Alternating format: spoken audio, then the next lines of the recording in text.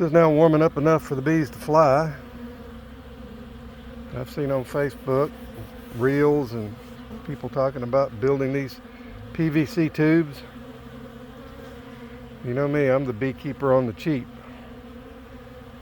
I use what I have. I have plenty of equipment sitting around not being used during the winter. January 1st. Keep the lid kind of cocked like that. I put the lid down on it at night so no dew or anything gets in there and clumps up my pollen sub, but I always put it in these two little trays. That way, if it rains, and you know how our hive bodies are, they don't seal up, especially when they're not in use.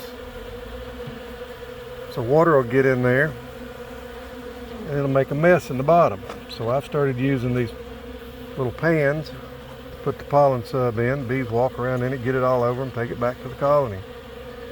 I didn't spend any money on PVC pipes and all that good stuff, which eventually this will be nothing but a storm of bees. Well, swarm of bees flying around this. So I open the lid like that during the day. That way they don't have to all try to fight in and out the front door. Just a quick tip. Thanks for watching Woolly Bees. Like, share, and subscribe.